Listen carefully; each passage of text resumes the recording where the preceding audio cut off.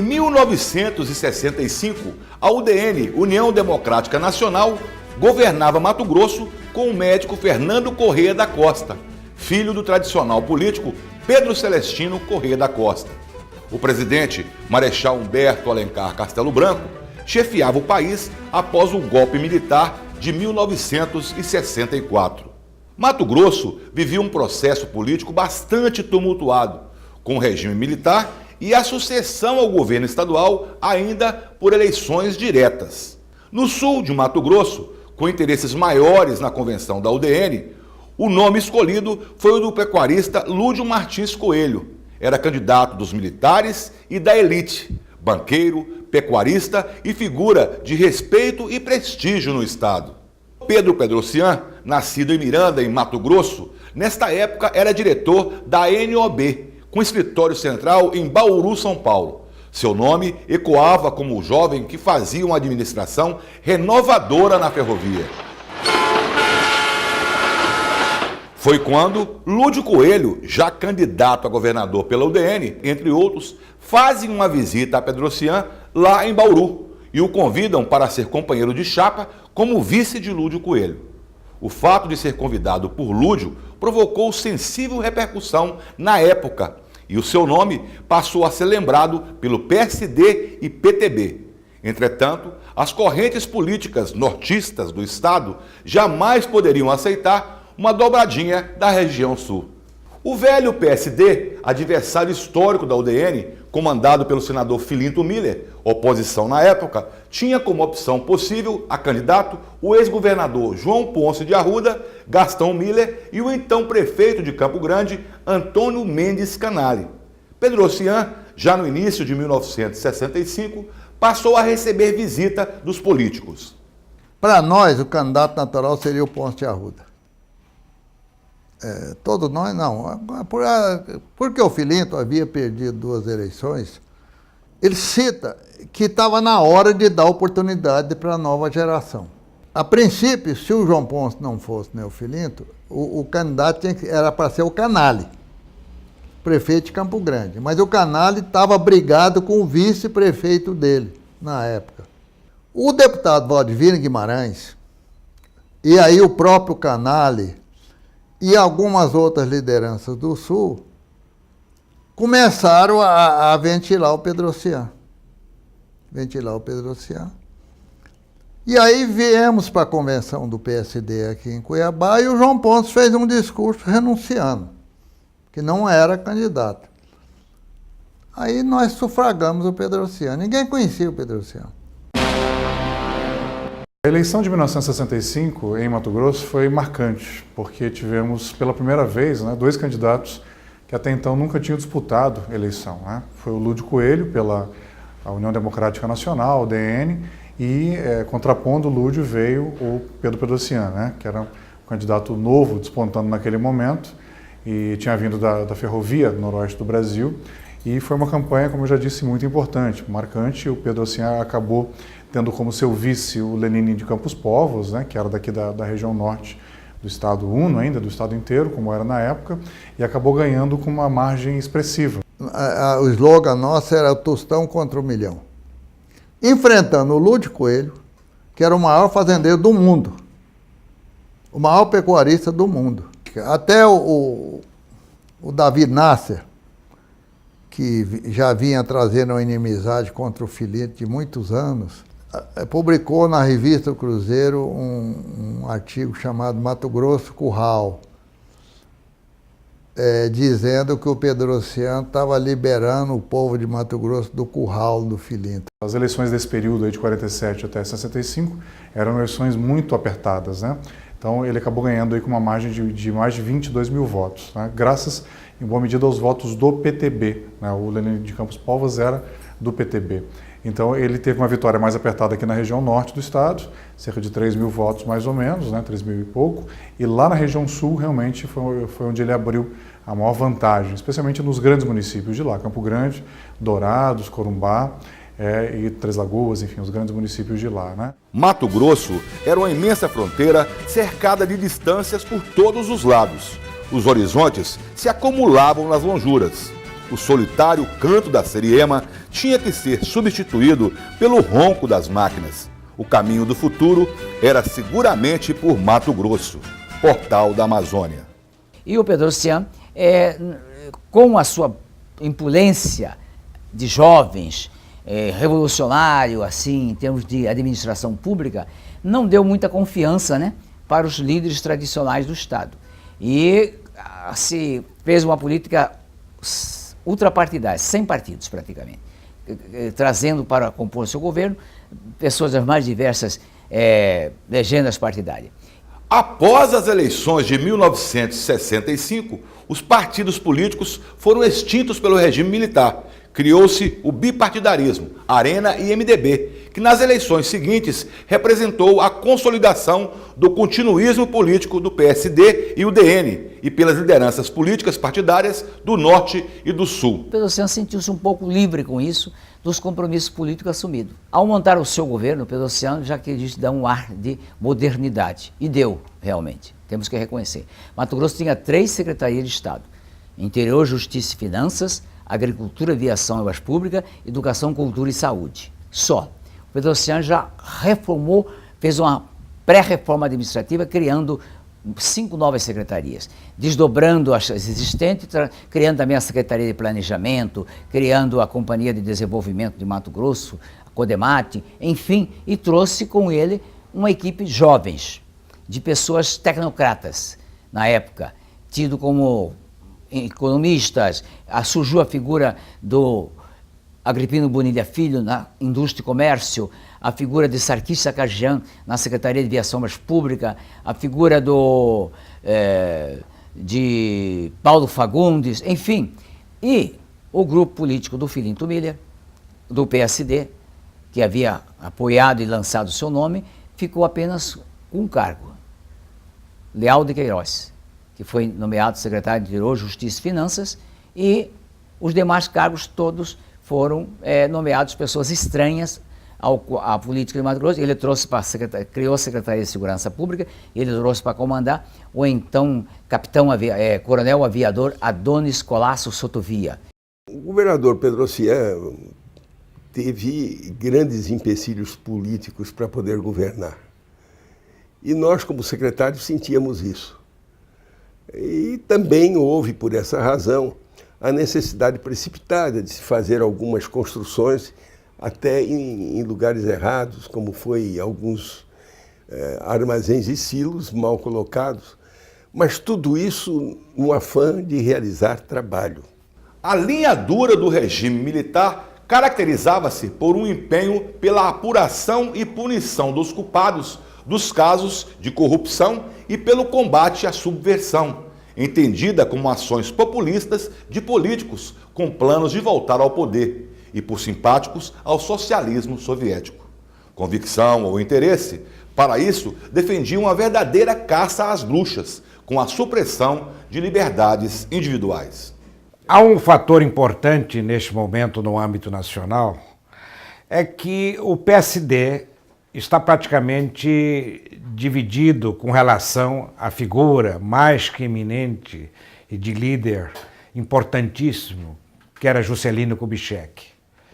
E as ideias que pessoas ligadas ao Petrocian, mas sobretudo elemento tão importante aqui em Mato Grosso quanto o ex-governador Ponce de Arruda, simpaticíssimo ao ex-presidente da República, também começaram a ser atingidos pelos militares, sobretudo pela chamada linha dura. Houve uma concentração em torno do do Marechal Castelo Branco, e se conta que uma das garantias que o PSD pedia para esse apoio ao Marechal seria de que não houvesse cassação ou qualquer tipo de retaliação contra Juscelino Kubitschek. E se foi nesse sentido que o Juscelino, que relutava por semanas a esse apoio, acabou decidindo apoiar o presidente, a candidatura do presidente Castelo Branco, dentro dessas condições. O Tancredo Neves reluta, não aceita. Nesse momento, há o apoio para o Castelo Branco e o PSD, alas do PSD, saem desgastados quando, semanas depois, quebrando a promessa, o Castelo Branco, naturalmente forçado pela linha dura do Exército, caça o mandato do Juscelino.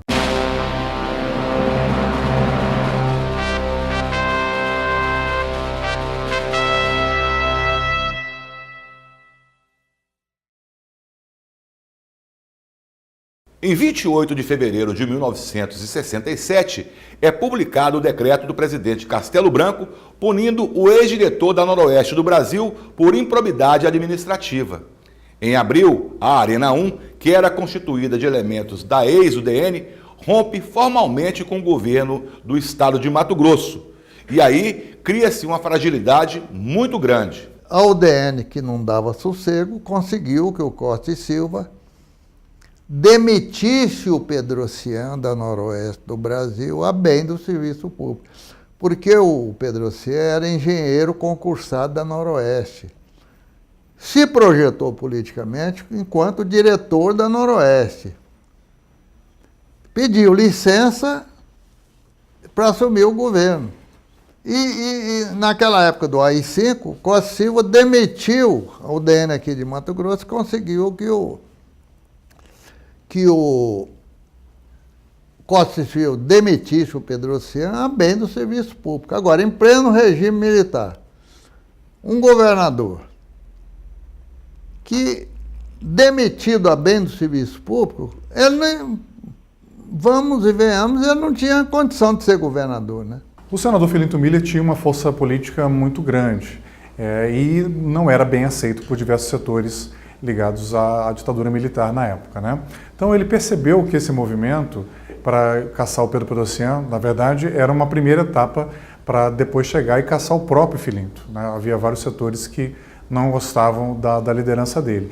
E ele tinha sido o grande fiador, o grande avalista do Pedrocian na eleição de 65, porque o Pedrocian era um ilustre desconhecido, não tinha força política nenhuma, e o Filinto era a grande liderança do PSD aqui em Mato Grosso. Então, o Pedro só foi candidato graças ao aval do Filinto. Então, se alguém avalizado por ele fosse caçado pelos militares, a posição dele ficaria muito frágil logo na sequência. Por isso, né, dentre outros fatores, que ele acabou vindo aqui para Cuiabá em socorro do mandato do Pedro Pedrocian. Naquela época, a Assembleia Legislativa era composta de 30 deputados, foram eleitos 12 do PSD, 11 da UDN, que respectivamente era a Arena 2, PSD, Arena 1, UDN e 7 parlamentares do MDB.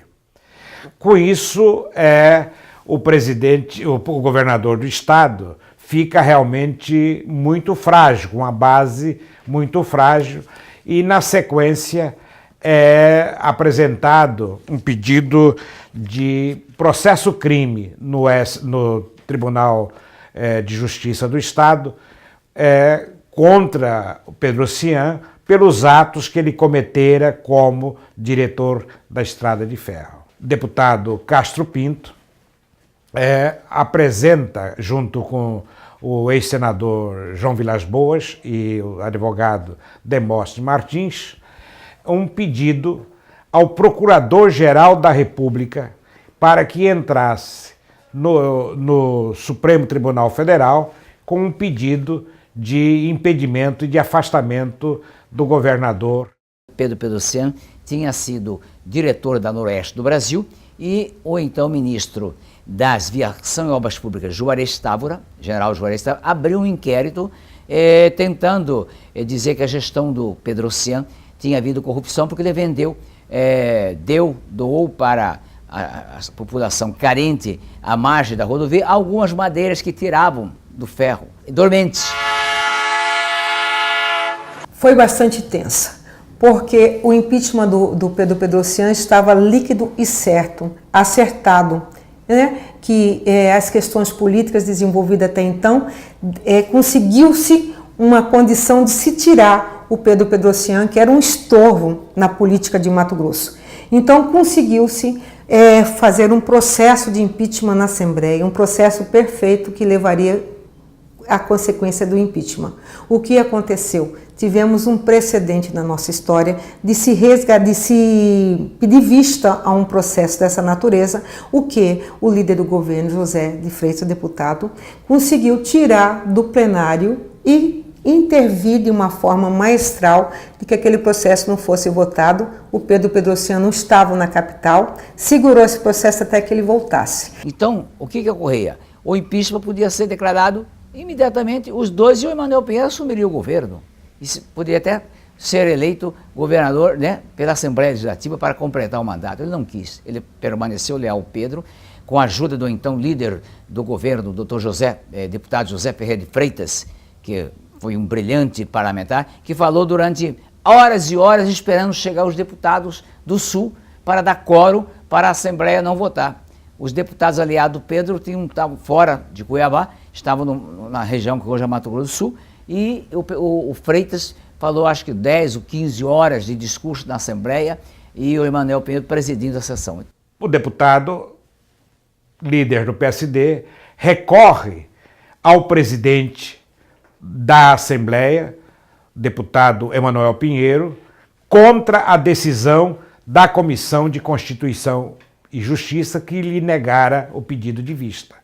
O presidente autoriza o pedido de vistas. Esse prazo foi fundamental. Nós estamos no dia 18 de agosto de 67 e foi decisivo para as articulações que se deram a partir daí. Porque no dia seguinte o governador entra com um pedido de mandato de segurança preventivo para que não... E a questão central era essa, discutia se uma maioria simples podia votar o impeachment, e nesse momento as articulações começam.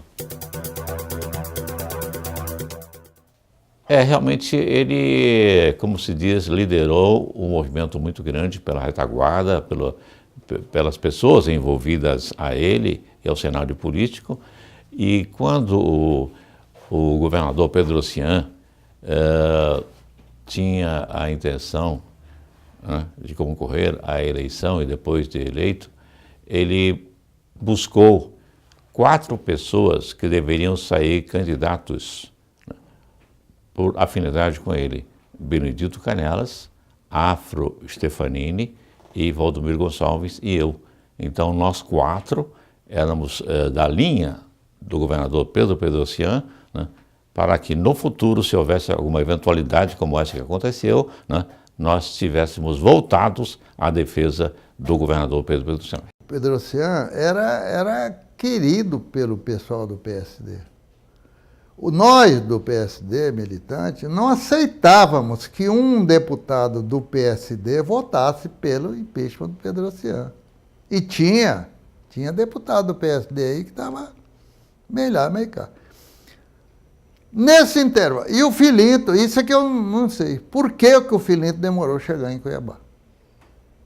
Essa aí eu não fui perguntar, não entendi, porque nós todos, mas o filho chega, ele acaba com essa farra do boi aqui, né?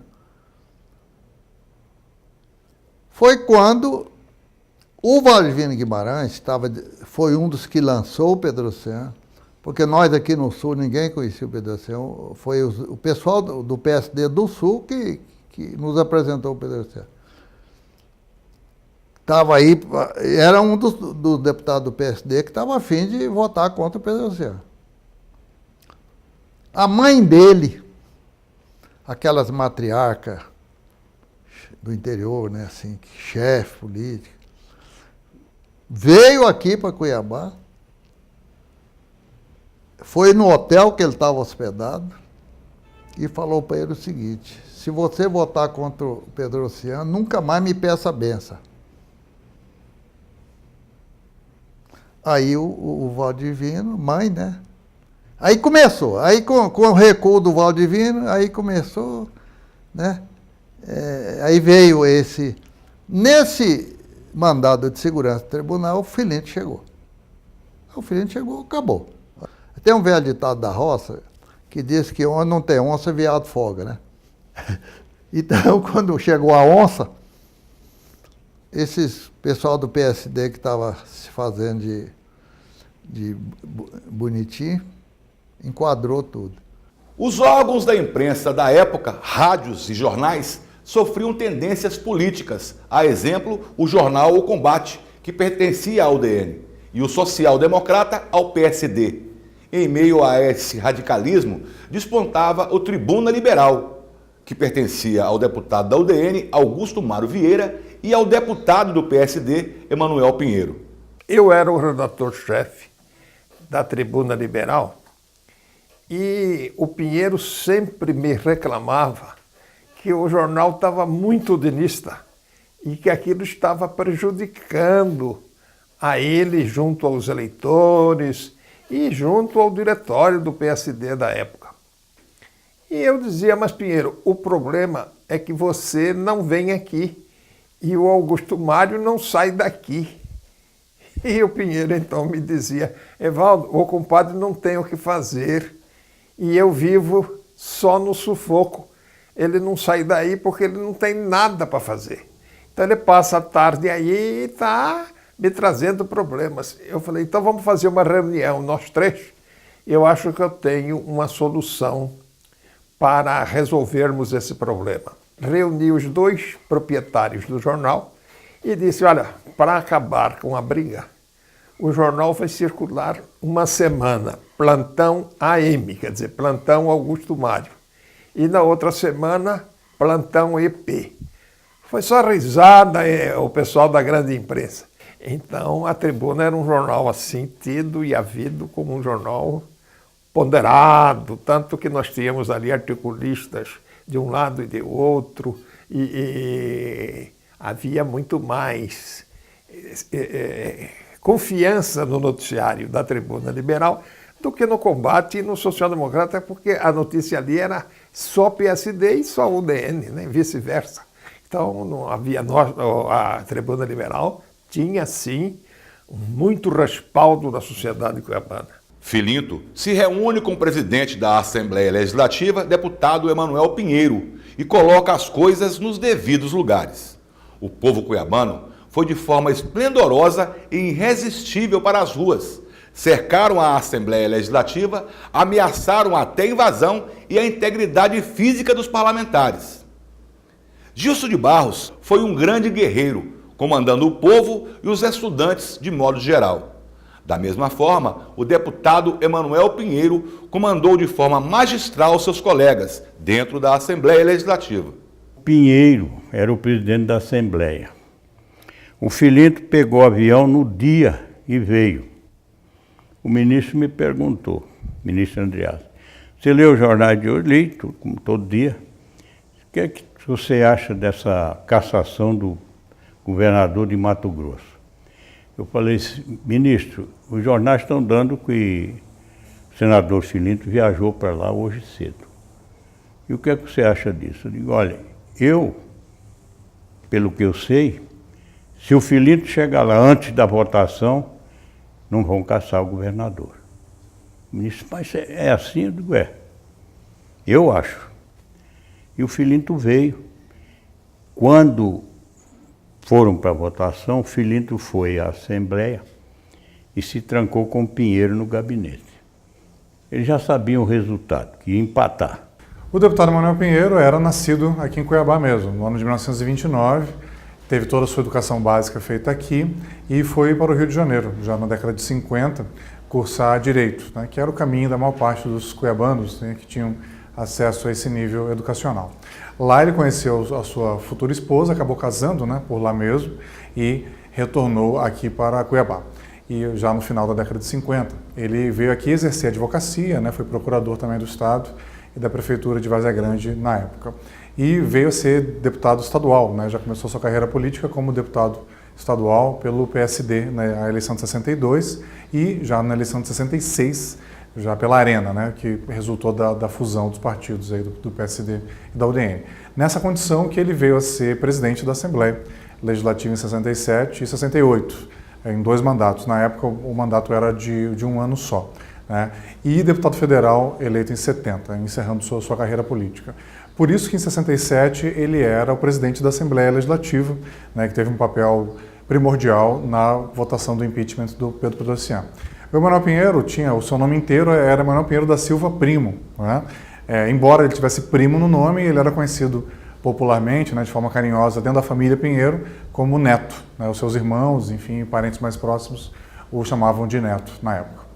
A nossa origem veio de Santo Antônio e permaneceu na Chácara dos Pinheiro, aonde ali os nossos antepassados mais velhos constituíram família, tio Aprígio, tio Raimundo, e tiveram outros filhos, dentre os quais todos formados em advocacia. Hoje temos algum médico na família e constituímos ali um grande núcleo familiar com grandes amigos.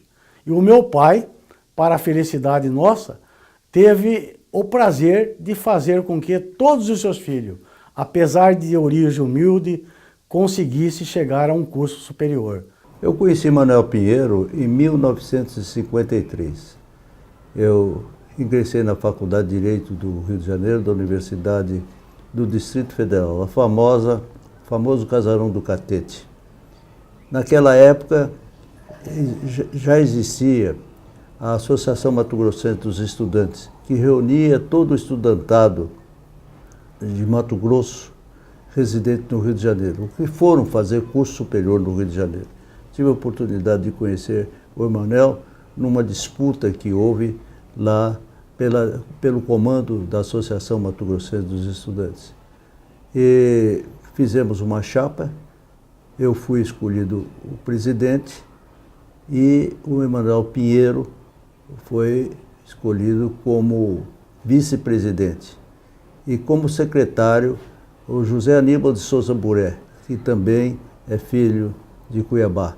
Nós fomos vitoriosos. Tivemos oportunidade de fazer uma solenidade de posse que reuniu, na época, as maiores autoridades do estado de Mato Grosso. O governador era Fernando Correia da Costa e tivemos a oportunidade de levar lá também, com uma liderança expressiva do estado, o então senador Filinto Miller, né? E também o então presidente, ex-presidente da República, Eurico Gaspar Dutra.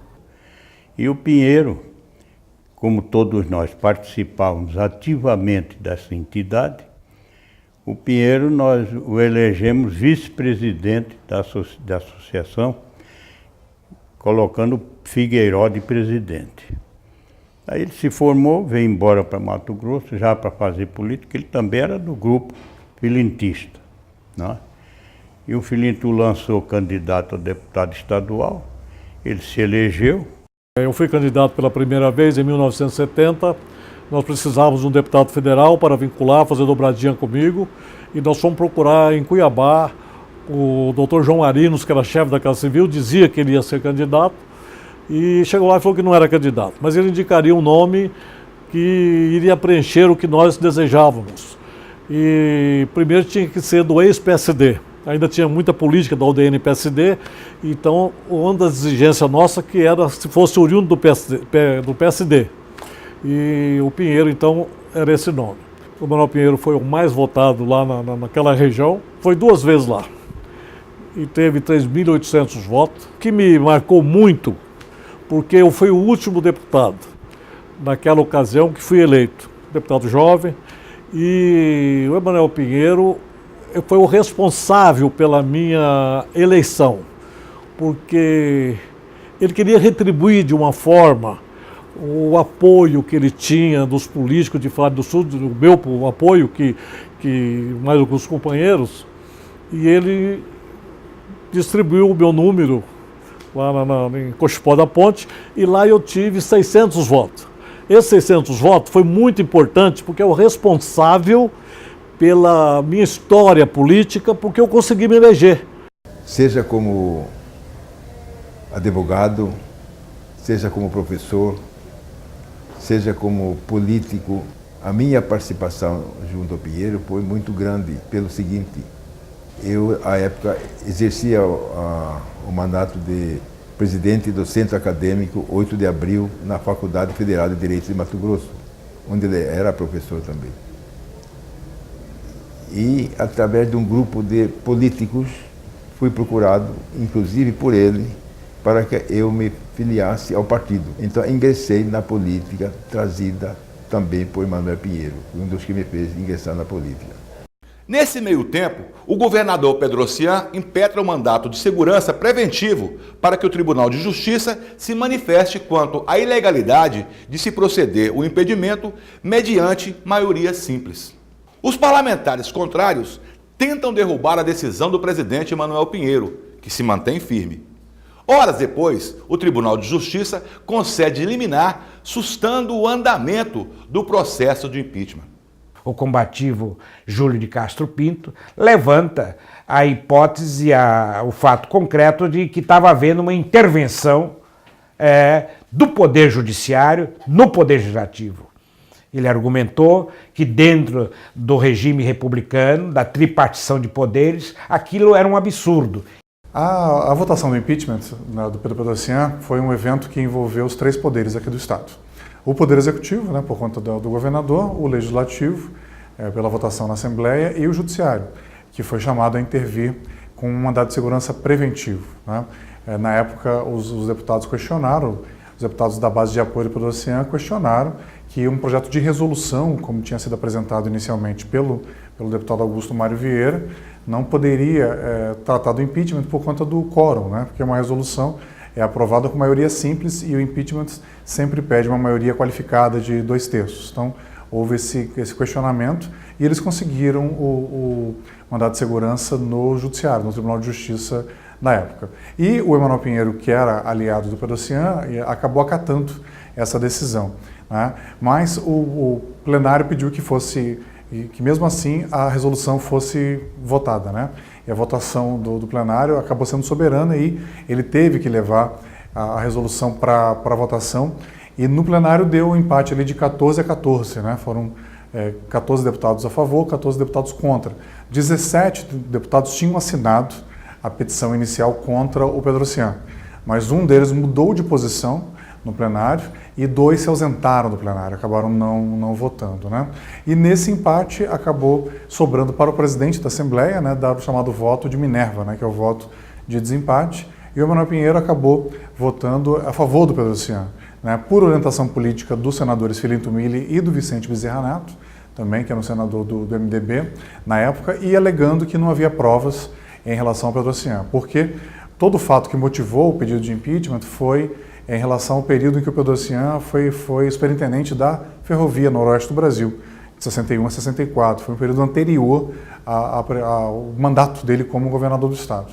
Então, para o Emanuel Pinheiro, não havia provas de corrupção durante o mandato de governador do Pedro Pedrocian. O Pedrocian era um homem desapegado, era um homem tranquilo e um homem alheio a esse tipo de pressão. Eu me lembro que a minha secretaria era no 5º andar. E eu, quando ia para o gabinete, eu subia pela escada.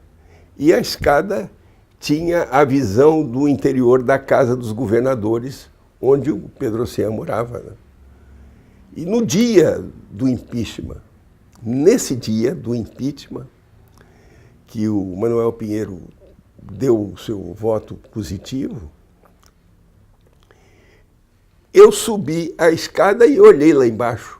Ele estava de calção, camiseta, com uma caixa de pesca, organizando os anzóis, tudo direitinho. Eu sei que depois ele guardou tudo, soube pelo motorista dele, pegou um avião e foi pescar. Então esse é um Pedrocian que deve ter agido dessa maneira com relação ao seu impeachment e na confiança que ele teve dos seus companheiros de partido.